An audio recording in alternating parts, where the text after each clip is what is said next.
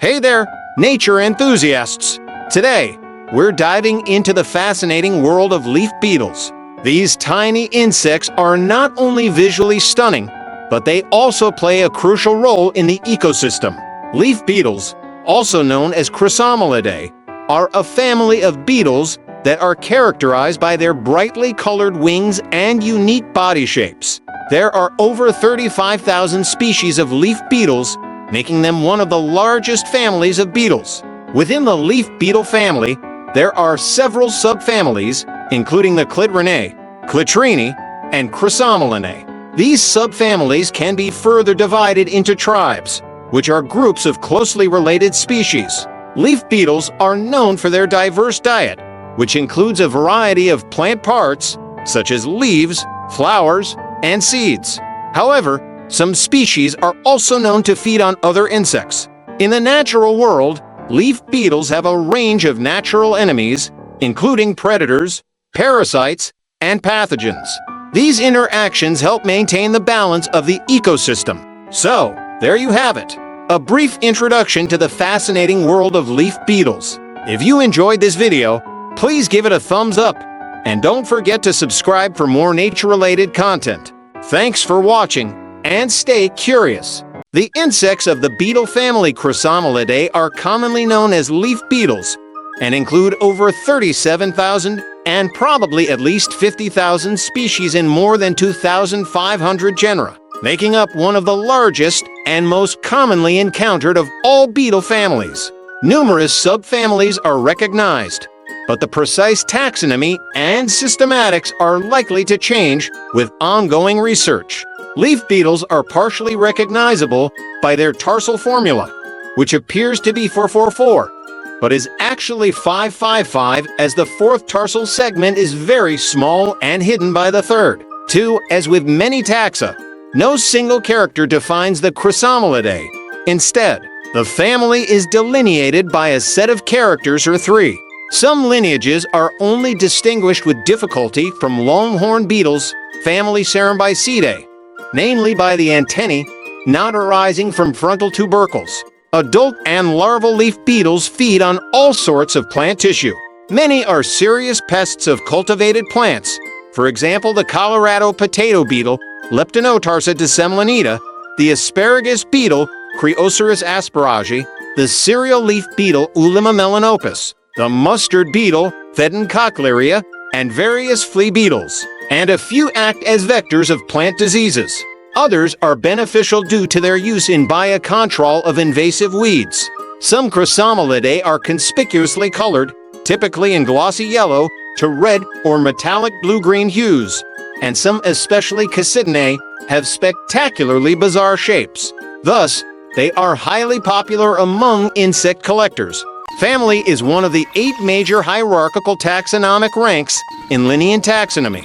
It is classified between order and genus 1. A family may be divided into subfamilies, which are intermediate ranks between the ranks of family and genus. The official family names are Latin in origin. However, popular names are often used. For example, walnut trees and hickory trees belong to the family Juglandaceae, but that family is commonly referred to as the walnut family. The delineation of what constitutes a family or whether a described family should be acknowledged is established and decided upon by active taxonomists. There are not strict regulations for outlining or acknowledging a family, yet in the realm of plants, these classifications often rely on both the vegetative and reproductive characteristics of plant species. Taxonomists frequently hold varying perspectives on these descriptions, leading to a lack of widespread consensus within the scientific community for extended periods. The continual publication of new data and diverse opinions plays a crucial role in facilitating adjustments and ultimately reaching a consensus over time. For the protein classification, see protein subfamily. The hierarchy of biological classification's 8 major taxonomic ranks. Intermediate minor rankings are not shown.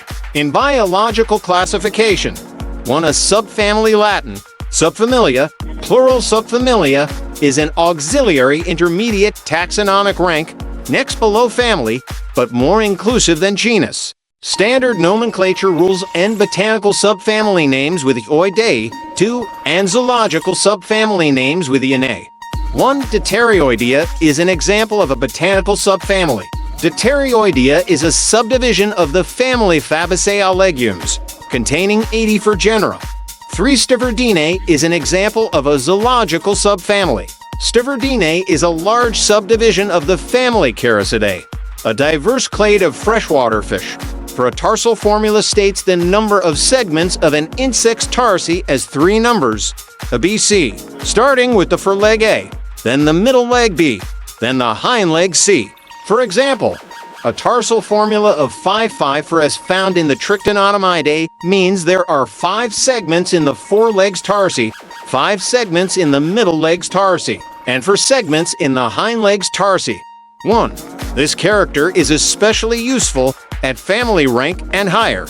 2 antennae are connected to the first one or to segments of the arthropod head. They vary widely in form, but are always made of 1 or more jointed segments. While they are typically sensory organs, the exact nature of what they sense and how they sense it is not the same in all groups. Functions may variously include sensing touch, air motion, heat, vibration, sound, and especially smell or taste. 1. 2.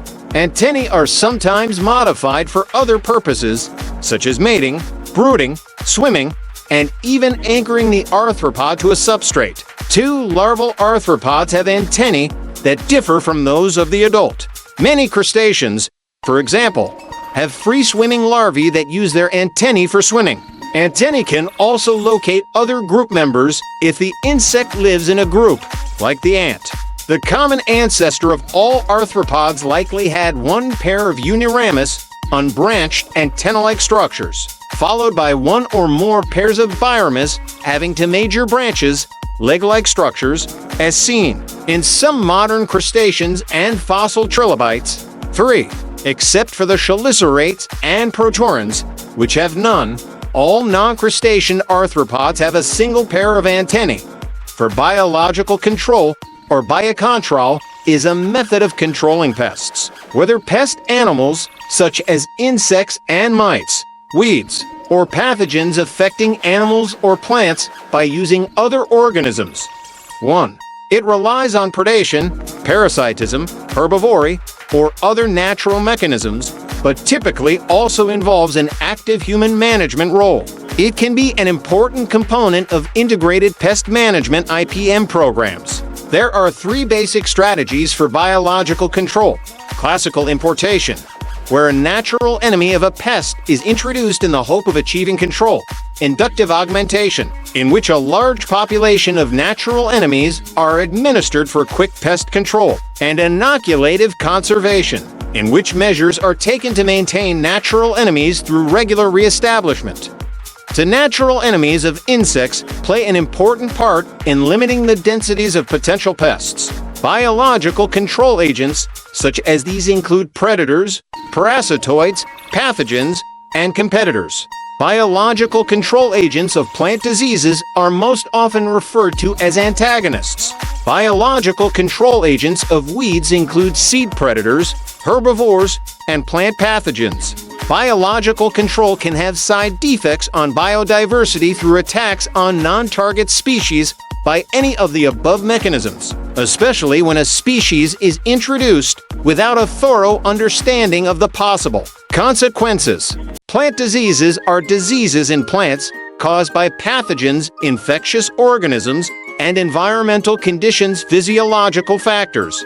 1. Organisms that cause infectious disease include fungi, oomycetes, bacteria, viruses, viroids, virus-like organisms, phytoplasmas, protozoa, nematodes, and parasitic plants. 2. Not included are ectoparasites like insects, mites, vertebrates, or other pests that affect plant health by eating plant tissues and causing injury that may admit plant pathogens. The study of plant disease is called plant pathology. Insect collecting refers to the collection of insects and other arthropods for scientific study or as a hobby. 1. Most insects are small and the majority cannot be identified without the examination of minute morphological characters, so entomologists often make and maintain insect collections. Very large collections are preserved in natural history museums or universities where they are maintained and studied by specialists. Many college courses require students to form small collections. There are also amateur entomologists and collectors who keep collections. Historically, insect collecting has been widespread and was in the Victorian age a very popular educational hobby. Insect collecting has left traces in European cultural history, literature, and songs, e.g.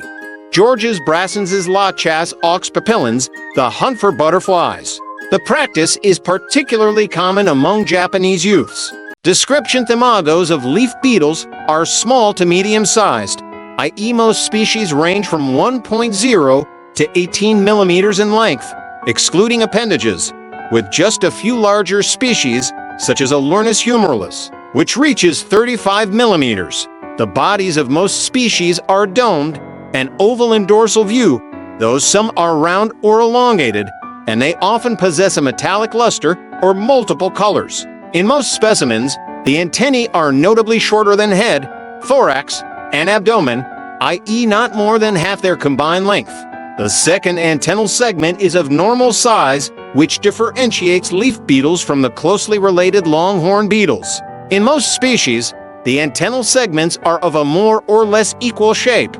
At most, they gradually widen towards the tip, although some Galerinoid in particular have modified segments, mainly in males. The first segment of the antenna, in most cases, is larger than the following ones. The pronotum of leaf beetles varies between species. In most, it is slightly to highly domed and trapezoidal to rounded-squarish in dorsal view. In some subfamilies, such as the Cassidinae and to a lesser extent the Cryptocephalinae, the head is covered by the pronotum and thus not visible from above. The first three sternites are not fused, instead being linked by mobile sutures. Most species possess wings, although the level of development and thus flight ability varies widely, including within a single species, and some are flightless with fused elytra. 4. The prothorax is the foremost of the three segments in the thorax of an insect and bears the first pair of legs. Its principal sclerates exoskeletal plates are the pronotum dorsal, the prosternum ventral, and the purpluron lateral on each side. The prothorax never bears wings in extant insects except in some cases of atavism, though some fossil groups possessed wing-like projections. 1. All adult insects possess legs on the prothorax, though in a few groups, e.g., the butterfly family Nymphalidae, the forelegs are greatly reduced.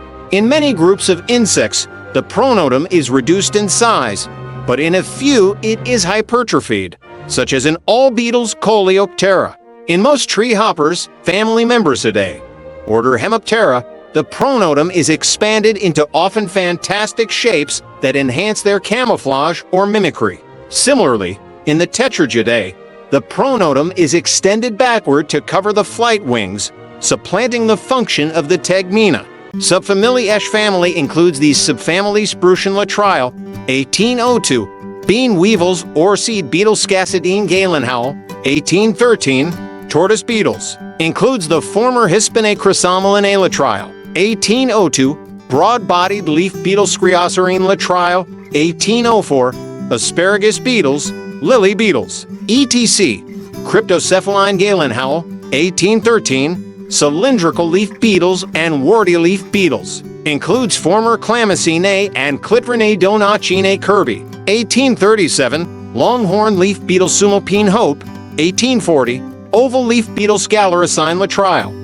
1802 includes the former Alticinae flea beetles, Lamprosomatinae lacordaire, 1848 Sagrinae leech, 1815, frog-legged beetles or kangaroo beetle Spilipine chapuis, 1807 for Synetinae leconti and horn, 1883.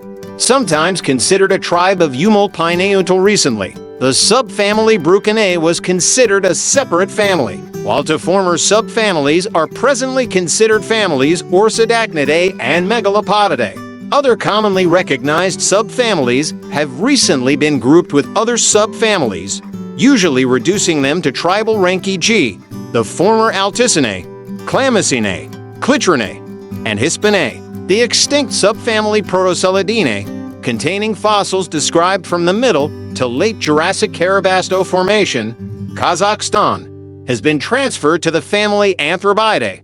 5. Adults mostly feed on leaves and flowers of angiosperm plants, while larval diets are diverse. 6. Brucinae larvae are seed borers, usually in seeds of legumes. Many adults feed on pollen, not necessarily that of the larval host. 7. Some do not feed as adults. 8. Cassidinae larvae may be leaf miners, many of the former Hispanae. Stem borers, e.g. Estigmina. Nixternal leaf feeders, e.g. Leptispa. Etiopalpa. 9. Chrysomelidae generally feed on leaves as adults and larvae, though some species feed on flowers instead. 10. Cryoseraceae larvae are usually leaf miners, or feed externally on leaves. 9. Some species are gallers instead. 11. Eumolpinae larvae feed on roots. 9. Most Cryptocephalinae larvae live and feed in leaf litter, making them detritivores, while a few feed on green leaves. 12. Some Cryptocephalinae have larvae that live in ant nests myrmecophily, where they feed on dead plant or even dead animal matter. 13. The semi-aquatic Donacinae have larvae feeding on the sap of roots of aquatic plants. In addition to food, they also obtain oxygen this way, from the plant's intercellular spaces. This group of enzymes are either produced by the beetles themselves, due to horizontal gene transfer, or symbiotic bacteria provides them with the enzymes. But both solutions are never used simultaneously. 18. Natural enemies. A Finnish researcher published an exhaustive paper describing the natural enemies of the alder leaf beetle Plagiosterna unea and other species of leaf beetles observed in the field. 19. Predators of Chrysomelidae eggs include true bugs such as Anthocorus nemorum and Orthodilus marginalis. 20. Hoverflies, e.g. Paracerphus nigrotarsus, sometimes lay eggs adjacent to beetle egg clutches, and when the fly larva hatches, it consumes beetle eggs and young larvae. 20. Larval predators include A. Nemorum, the bug Rhacognathus punctatus. 20. And the wasp Simorphus bifasciatus. 21. Some species of wasps, such as Polistes carolina, have been known to prey upon Chrysomelidae larvae after the eggs are laid in flowers. 22. Adult beetles are consumed by R. punctatus. 20. More information about natural enemies can be found in the articles about the Chrysomelid beetles Chrysomela unicalis, Frater laticalis, and Frater vitellinae. The insects of the beetle family Chrysomelidae are commonly known as leaf beetles and include over 37,000 and probably at least 50,000 species in more than 2,500 genera, making up one of the largest and most commonly encountered of all beetle families. Numerous subfamilies are recognized, but the precise taxonomy and systematics are likely to change with ongoing research. Leaf beetles are partially recognizable by their tarsal formula, which appears to be 444, but is actually 555, as the fourth tarsal segment is very small and hidden by the third. 2. As with many taxa, no single character defines the Chrysomelidae. Instead, the family is delineated by a set of characters or three. Some lineages are only distinguished with difficulty from longhorn beetles, family Cerambycidae, namely by the antennae not arising from frontal tubercles. Adult and larval leaf beetles feed on all sorts of plant tissue. Many are serious pests of cultivated plants.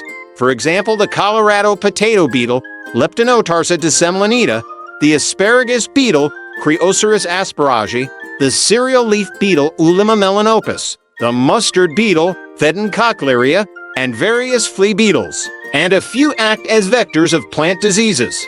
Others are beneficial due to their use in biocontrol of invasive weeds. Some Chrysomelidae are conspicuously colored, typically in glossy yellow to red or metallic blue-green hues, and some, especially Cassidinae, have spectacularly bizarre shapes. Thus, They are highly popular among insect collectors. Hey there, folks! We've come to the end of our exciting journey together. It's been a pleasure sharing these insights with you. I hope you found this content informative, entertaining, and engaging. Remember, knowledge is power, and sharing it is a responsibility. If you enjoyed this content, please don't forget to like, share, and subscribe. Stay curious, stay informed, and stay connected. Until next time, keep exploring, keep learning, and keep growing. Cheers!